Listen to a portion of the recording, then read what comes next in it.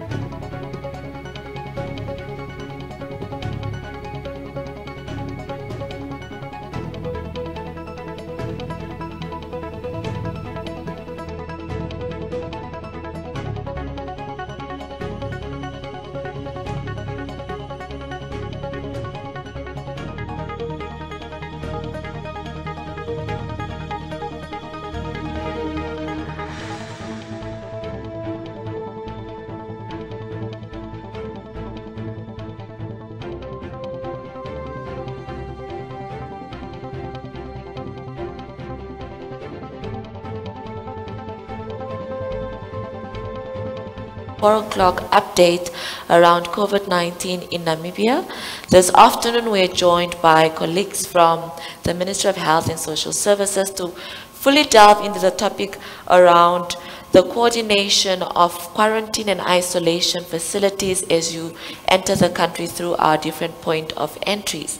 To join me discuss that, I'm joined by Ms. Philomena Okorus, who is the Director of Health, Information and Research. Thank you very much for joining us. I'm also joined by Mr. Benson Tomwa, who is the Deputy Director of Primary Health Care. Thank you very much for making the time and to join us. So, especially around the discussion of points of entry, we would like to understand, and the viewers and listeners would like to know, what is the steps taken when someone who is presumably a Namibian citizen is returning back to Namibia and would like to then come back to the country? What is the procedure from point of entry to quarantine or self-isolation? Perhaps I can start with Ms. Okorus. Yeah. Yes. Thank you, DM, for the question. If a traveler, in particular a Namibian, is arriving back into country, the first step at the point of entry is the traveler has to go through screening. So there is a health questionnaire, COVID specific, that you have to complete to give us a brief travel history, as well as informing us whether you are having any signs and symptoms related to COVID. So that history is taken, a form is completed, and on top of it, based on which port of entry, there might be a thermoscanner where the person's temperature is taken, or we are using a thermogun also to measure the temperature of the traveler, because fever is one of the cardinal signs of COVID-19, apart from the flu-like symptoms, coughing, difficulty in breathing. So once the person has arrived in country, that's the first point of assessment that is done. So after that assessment, the next step is all the travelers arriving back in country has to go through a supervised mandatory quarantine for 14 days. So when we talk about quarantine, it is basically restriction of movement for a person that might have been exposed to a pathogen that might cause an infection in this case, COVID-19. So for 14 days, why 14 days? The incubation period for COVID-19 is about 14 days. So from the last day that you might have been exposed till you might present with signs and symptoms might take about 14 days. So that's the period of quarantine. So what happens is supervised quarantine is, there is a rapid response team responsible for supervise is monitoring throughout the period you are being monitored, signs and symptoms. Are you developing signs and symptoms, COVID related? Your temperature, is it changing? So you are put in a facility and supervised for 14 days. And those who present with signs and symptoms is managed differently. Okay. Yeah, so that is basically from the point of arrival and the quarantine for 14 days. And after 14 days, the 15th day, if you do not present with any signs and symptoms, then they are being released and issued with a certificate that you successfully completed a period of quarantine, supervised quarantine. Okay. That is what is happening. All right. Perhaps, Ms. Ntumo, you can talk about what is this difference then between quarantine and self-isolation or isolation? How do we differentiate between the two, and which one aims to ensure that one does not pass on the virus should you have it to other people? Thank you very much. I'll start with quarantine. When we say quarantine, people are people that we suspect, or people that are coming from risk countries, people that has been in interaction with somebody who was found to be positive. Okay. These people, importantly, have to be quarantined, as she said, for 14 days, meaning that they are taken away from the community, the society, keep them in a place where they will stay for a period of 14 days, as mentioned, monitoring the signs and symptoms. That is quarantine. Now, isolation is a situation in which somebody has tested positive and he has to go through the medical procedures. These people are then isolated to the isolation area where they will be attended by medical professionals. And in fact, as I said, this will be the situation of people that are sick. They are completely isolated and treated. Okay, so we also understand that there are some people at points of entry who have come into the country or would like to come into the country, but either they have been turned away or they are told that the facilities are full. Could you speak a little bit about that? What procedures are then taken for people in such situations?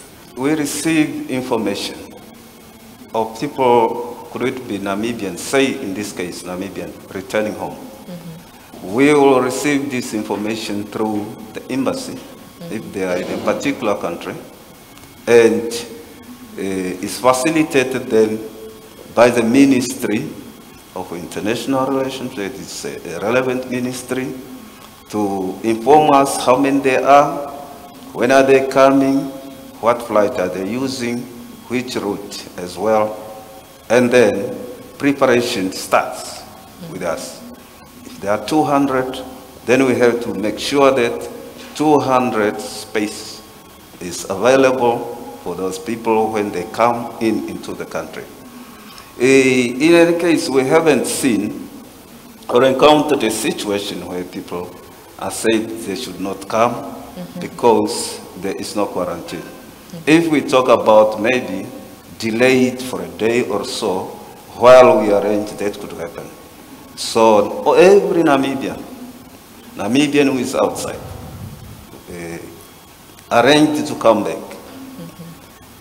According to the regulations, they have to come back and the arrangement is done for them to be quarantined for 14 days.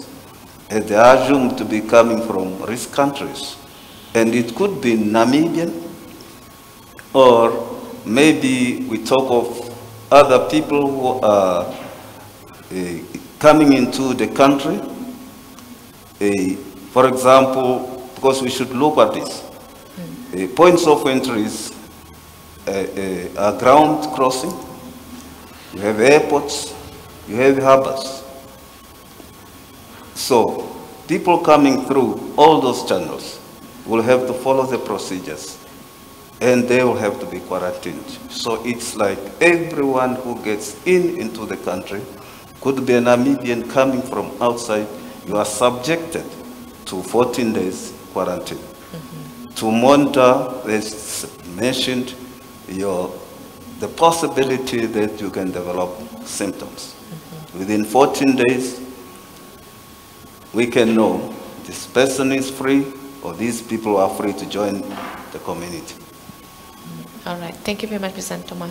Ms. Okoris would also like to know how many quarantine facilities do we have in the country? What is their capacity? And so far, is it being filled up? Are there challenges around people who might not be able to be quarantined, or what is the situation looking like? Thank you very much for the question. So around the country, in all 14 regions, points of entry, the regions has been mobilized and they've identified facilities for possible quarantine. So as we speak, we have about 65 facilities with a capacity of 1,500 plus. So at the present moment, we do not have 1,500 people being quarantined. So the facilities are there ready to be utilized to quarantine returning Namibians or travelers. So the capacity, it is available. So it is not full to capacity at the present moment. Okay. Yeah. So if we have people in, let's say, self-isolation or in quarantine, and this can be a question to the both of you, and they break some of the state quarantine procedures or self-isolation procedures, what are the repercussions to individuals who do that? What are the consequences? We are working, we are using regulations. And on top of that, we have Public Health Act. Let me state it clearly.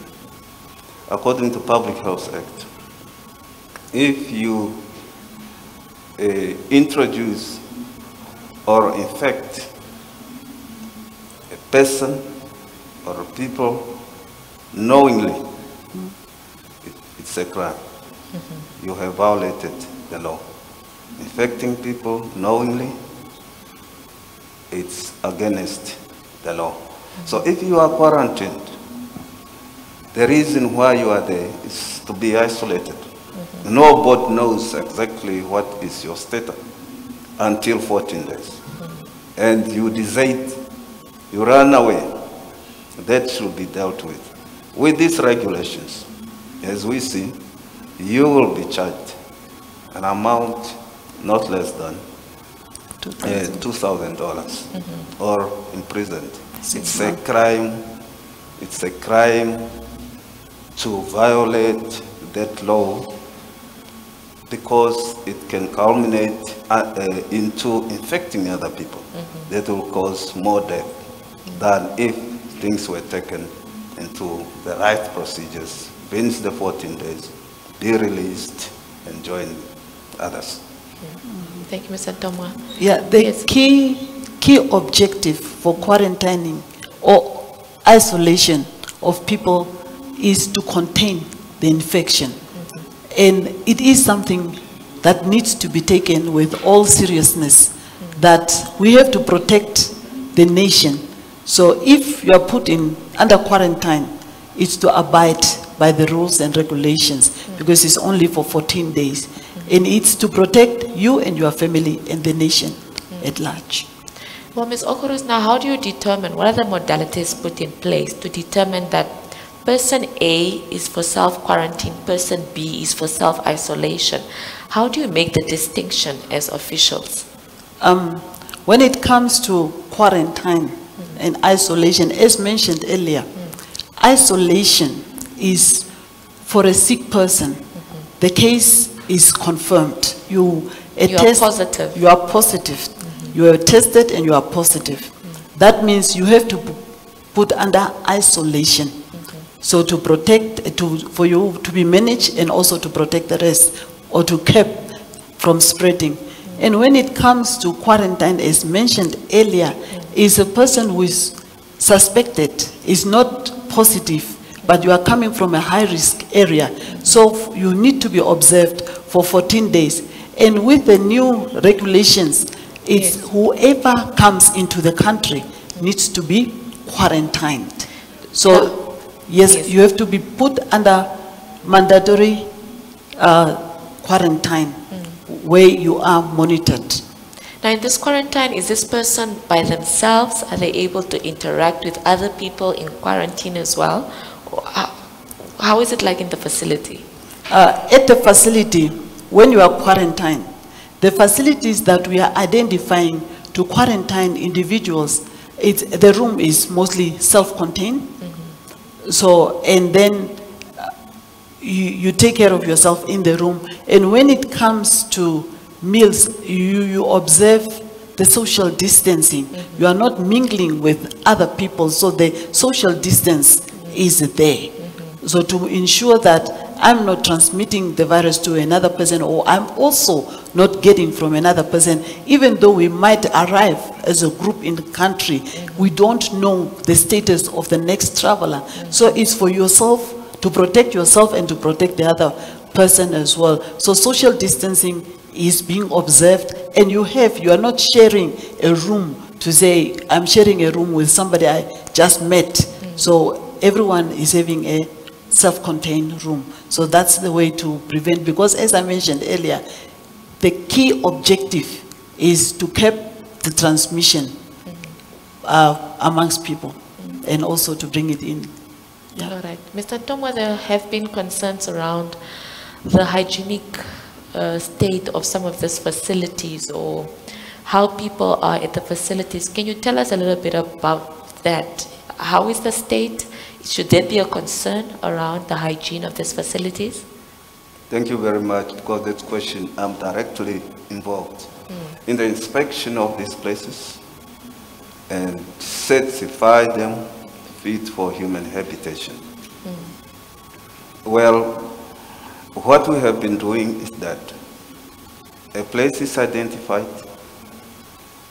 and then the team of health inspectors are sent there, not just to walk through, but to inspect, ensure that basic needs are there, such as water, as electricity, the ventilation issue, the lighting issue is there, self-contained, so to say.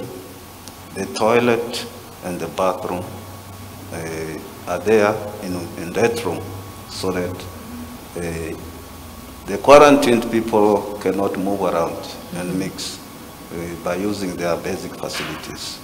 Right.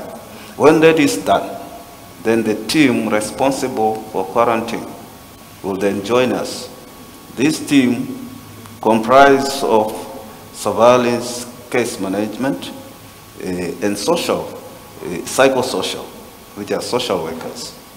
The social workers' responsibilities, again, is to make sure that people are not put or say in a place that is not conducive for human habitation.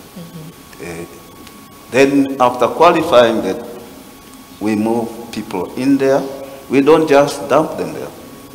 We talk to them, the situation we have, and should know in the first instance, people were so agitated. And starting, I'm going to be quarantined for 14 days. How will I live and so on. We receive phones now. We communicate with them. They are happy. The space, the place where we put them, is okay for human habitation.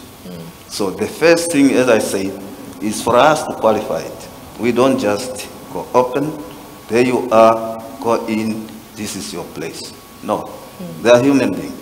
And as a health sector, we are also very cushioned. The fact that we cannot be trying to prevent another disease and cause another one. If you put people in an environment that is not conducive for human habitation. In fact, you are trying now to bring in some conditions that can culminate into illness. So that we are very, very careful on. And the procedures, as I said, is taken. I have been part of the group that inspect and certify this place is fit for the purpose we are now trying to implement. Thank you very much. Would you like to add anything, Ms. Okurus, around that? The hygiene of the facilities. Yeah, he said it all. Basically, it's ensured that the place, in fact, the place should be such that you yourself can live there. So that's why the ministry makes sure that whatever the basic needs are addressed. And not only the physical facility, the cleanliness, the psychosocial part is very critical. That's why the social workers are on the team, and continuously they are calling individuals who are under quarantine. Even though the facilities, the health workers like nurses are located, the psychosocial part is important, and there is always communication happening between the social worker and whoever has been quarantined for the entire period of 14 days. So you have that contact with them. Okay. Yeah.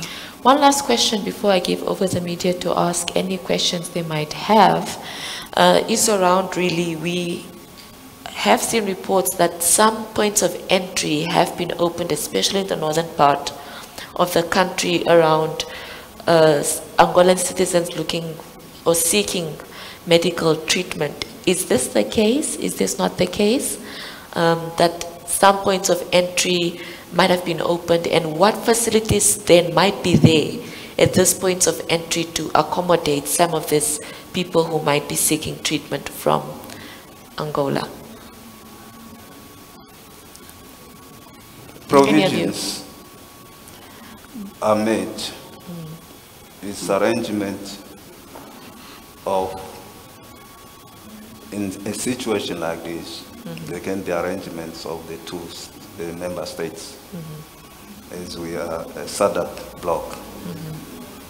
And in some instances where there will be people seeking for medical help on the other side of Namibia, this is received, this arrangement receives attention from the regional director of that particular region, and then arrangements are made that are in line with the regulations, observing all preventative measures in place so that such arrangement is achieved, should it be needed.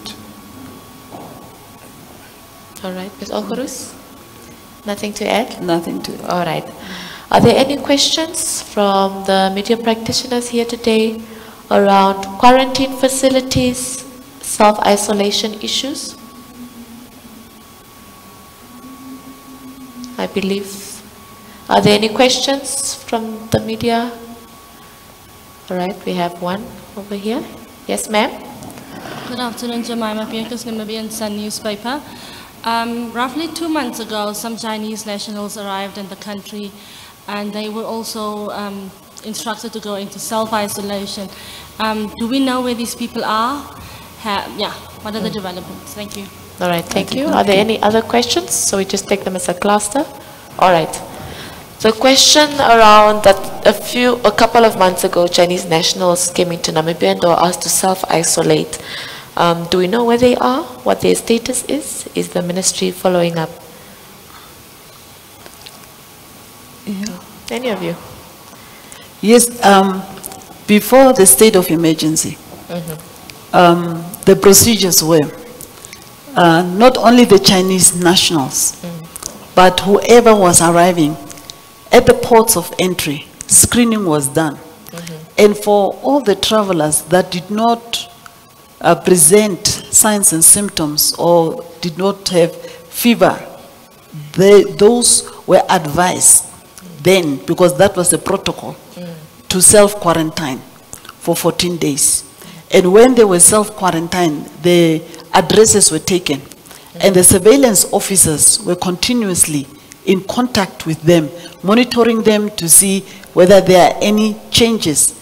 And after 14 days, you know, they were also declared free, and then they could go in their communities. So as we speak, I'm not aware of any Chinese national in particular. Specifically that is under self-quarantine. Okay, and yes, sir. Yeah, just to add on that one,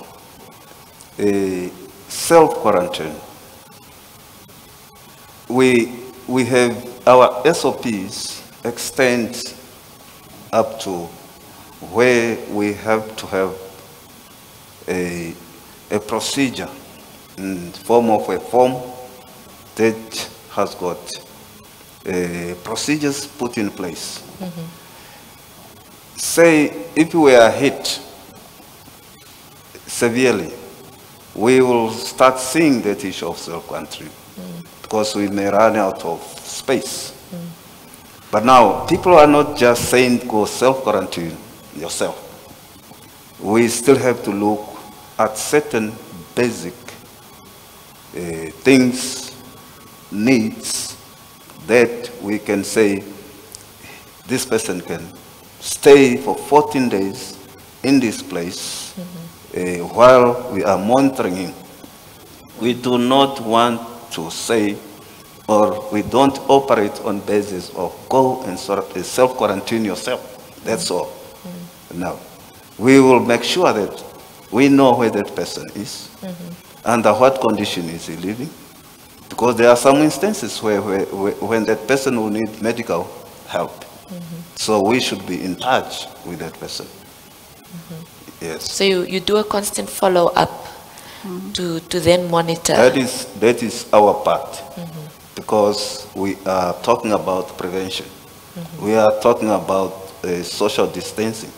We are talking about avoiding people interact with the community while they have a condition, a query, to say this person may be sick, he is not sick, she is not sick, but may be sick.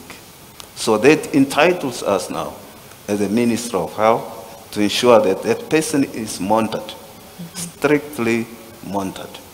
Now, Mr. Thomas, some are of the view, or we have heard that some people's symptoms do not come up after 14 days. It might take even longer than that. What provisions have then been put in place for those who might be asymptomatic even until on the 14th day, but might develop symptoms after the 14th day? After this person either leaves quarantine or stops self-isolating, does the surveillance team continue monitoring, being in contact, or what is the procedure there?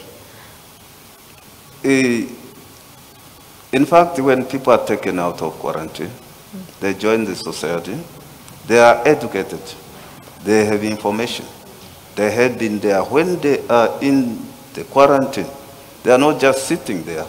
We continuously give them information so that they know already. In fact, they're qualified. They are more informed than some of other people who haven't been there. They will exactly know what to do should anything happen. So the theory that after 14 days, one can still be not showing symptoms, well,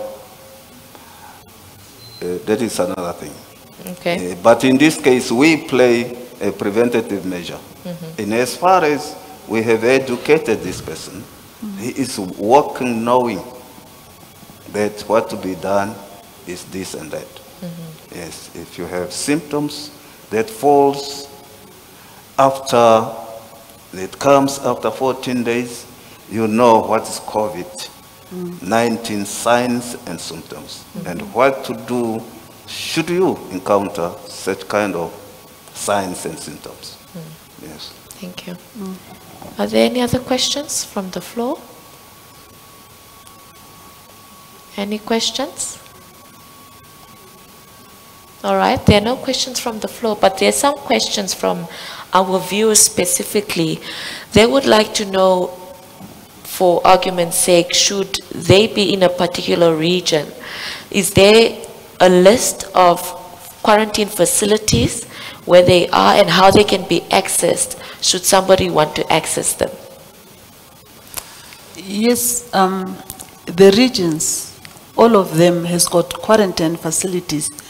And, you know, as we mentioned earlier, at the ports of entry, they will be met by health professionals who will do screening. And then those ones will direct them to the places of the sites where quarantine will take place. So the health workers on the ground in every region will direct them.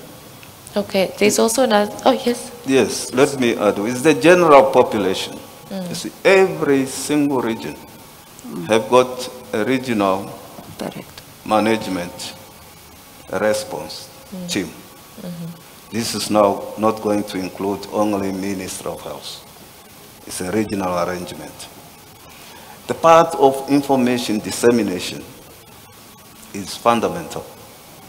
So each region have to ensure that the people within their region have enough understanding of the problem.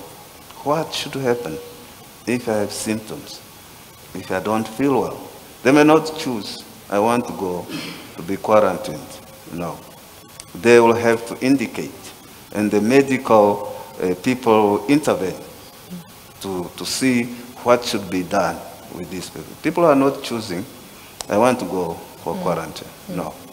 There are procedures that make someone or us as Minister of Health to qualify someone. This should go now for quarantine. This one we should isolate. Yes.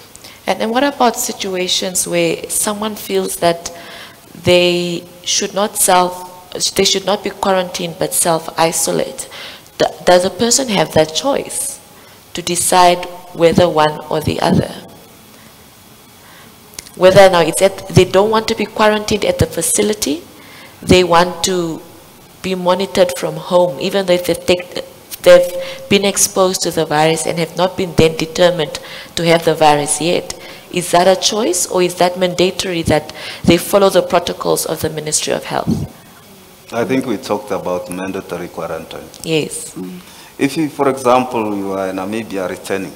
Yes. Yes, some will say, can you take me home? I am going to do ABC. I have a place. For sure, we don't prioritize that. Okay. Because ours to have total prevention of the entire community.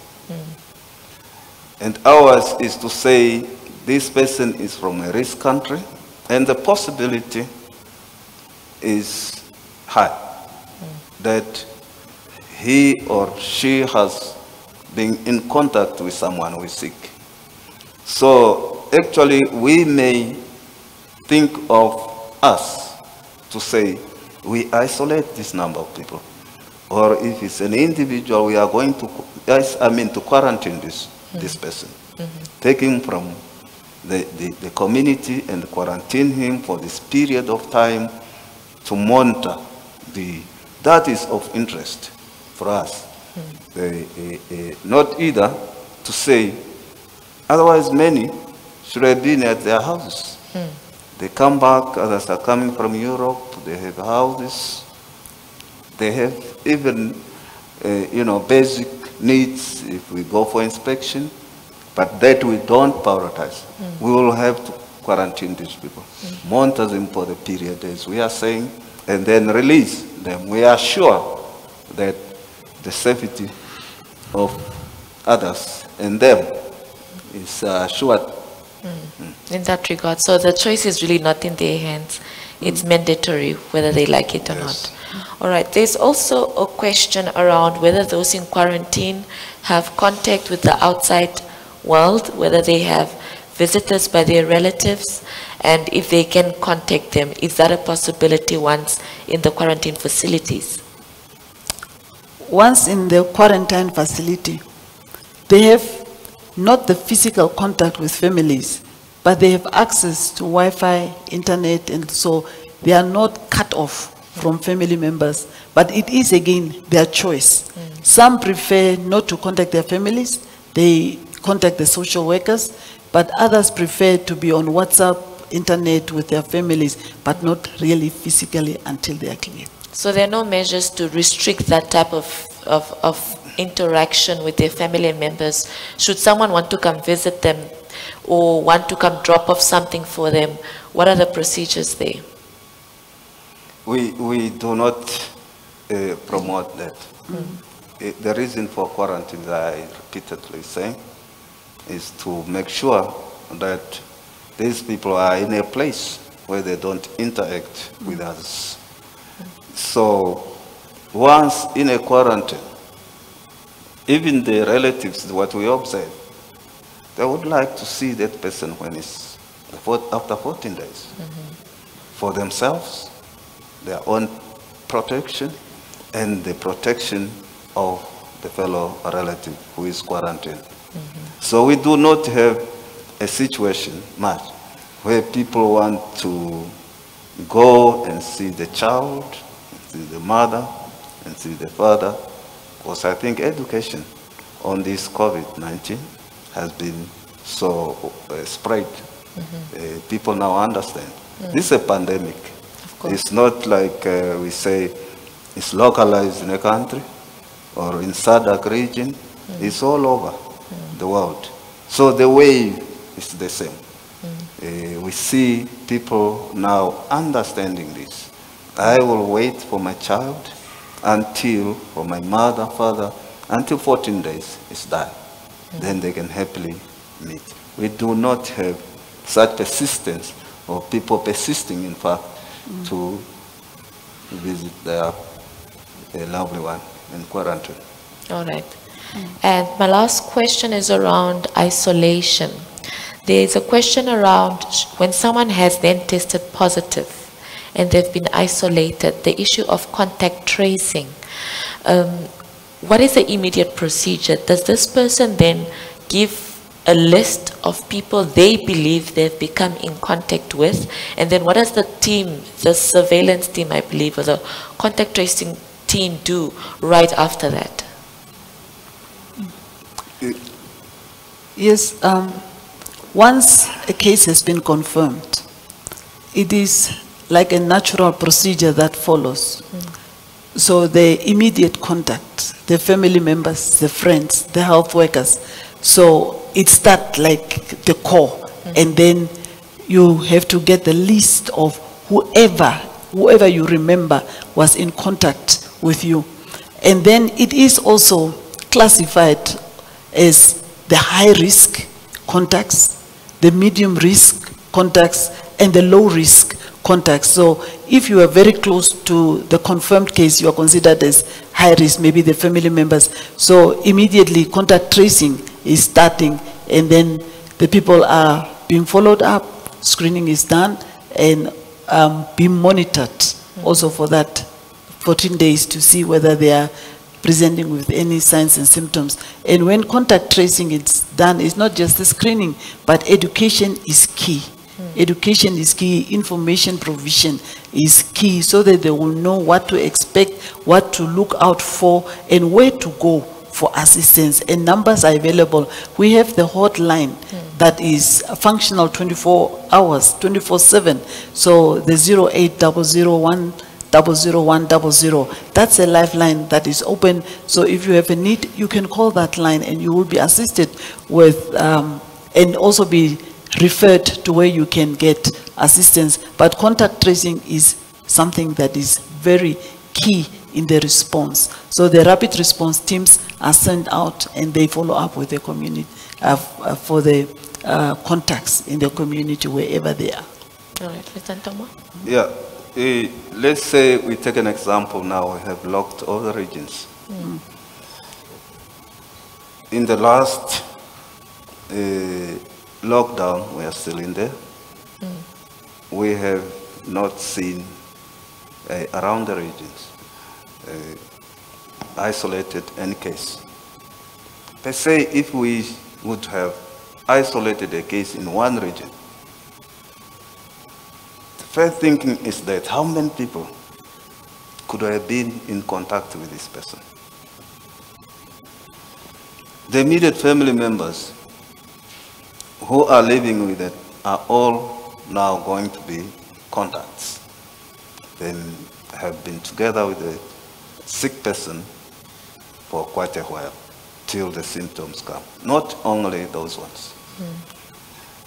What's this person's habit? Maybe he's going for a gym, it's a team of people, playing football, a team of other colleagues. Those behaviors, we have to go that far. In fact, to ensure that control and total prevention is achieved, the element of contact tracing should be practiced to the highest.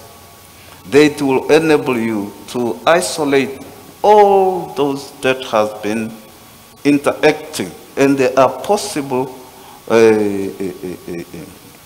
suspects that maybe they should have infected by that person. The more you widen your area of contact tracing, that is, the more you will have the probability to contain the disease. So contact tracing is very, very important.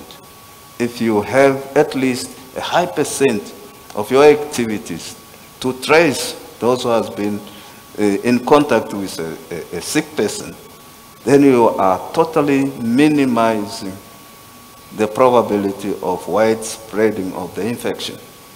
Yeah. All right. Thank you very much, Santoma. Any final words from you, Ms. Okuruz, as we conclude our discussion this afternoon? Thank you so much, dear. The final words I will say is, it's only when we join hands in preventing, the spread of COVID-19 that we'll be able to make it. So the lockdown that has been extended, everyone should play his or her role in the lockdown to say, maintain the social distance. Whatever preventive measures that are in place, the cough etiquette, when you are coughing, make sure that you cover your mouth and nose. Wash your hands all the time. If you are not accessing soap and water, use a sanitizer. Protect yourself and protect the next person. Let's be all conscious. Then together as a nation, we'll be able to curb. And once I know I'm under quarantine, the rules and regulations, the directives that has been given, is not to punish me, but is to protect myself and the rest of the community. We would not like COVID-19 to spread in our nation, but if we work really together, we can curb the spread. We can contain it together. So let's work together as one nation and curb the spread of COVID-19. That will be my final. Thank you. Ms. Antomo? No, thank you very much. I think when you have information, you don't panic. Because you have information. In this case, we know the preventative measures. So people are not supposed to panic. We make use of that information to prevent ourselves. That is the weapon that we are having. People can panic if you don't have information because you don't know what is happening. But now, everything has been laid out there. We know, do not touch your face. Avoid having close proximity with somebody. Everyone, social distancing. Wash your hand. Use sanitizers. That information should make us brave.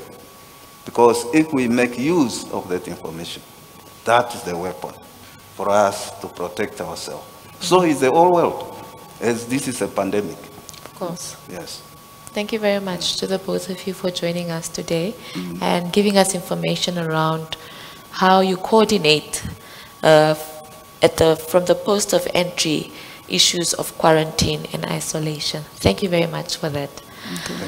Well, there you have it, ladies and gentlemen, information really around how we can curb the further spread of the virus by those who are coming to the country being quarantined and others being isolated who have tested positive for the virus, but ensuring that we continue practicing the World Health Organization health guidelines around washing our hands, practicing social distancing, and ensuring that we adhere to our own guidelines at home by not going out in groups of more than 3 if we are going jogging or going to the shop, but also ensuring that we do not go out unnecessarily to go shop for food or go get medical supplies, which are the only things that are essential when we go out of our houses. Please, fellow citizens, let us stay at home. Let us supervise our children for them to continue staying at home. If we are going to jog or going to exercise, let us only go out in groups of 3 maximum. 3 people maximum to go out and do these activities, because this will ensure that we do curb the further spread of COVID-19. Join us tomorrow morning as we discuss around the zoning of the different regions, around the extension of the lockdown, when we are joined by officials from the Ministry of Home Affairs and Safety and Security to give us more information on how the modalities will go around extending the lockdown and the different entry points that people will be utilizing should there be an emergency, should they want to travel. So do not miss that discussion, so that we all have the information clearly laid out to us when we want to travel, or around the modalities of how our regions are zoned to ensure that the lockdown is extended to the whole country. Thank you very much for continuing to be with us, to viewing our broadcast here at the COVID-19 Communication Center on the different radio, TV, and social media channels.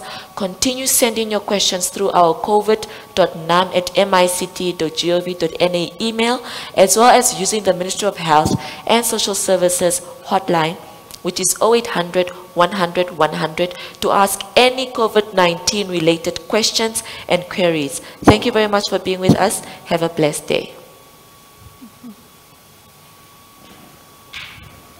All right.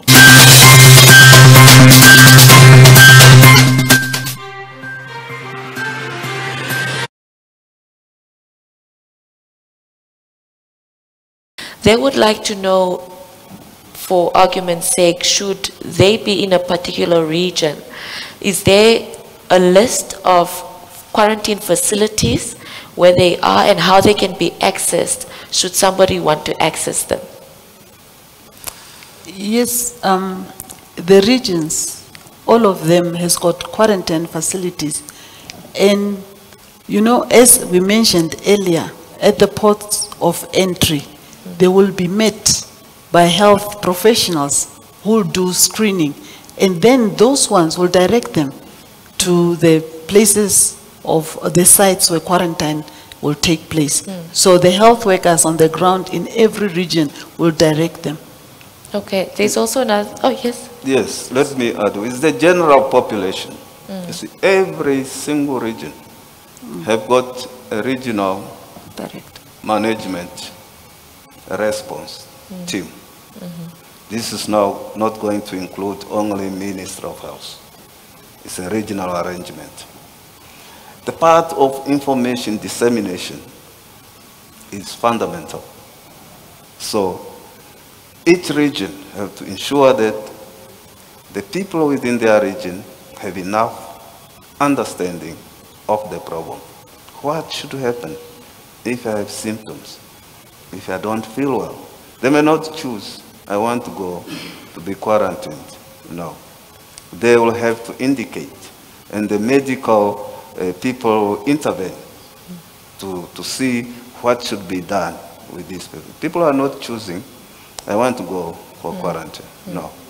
There are procedures that make someone, or us as Minister of Health, to qualify someone. This should go now for quarantine. This one we should isolate. Yes. And then what about situations where someone feels that they should not be quarantined but self-isolate? Does a person have that choice to decide whether one or the other?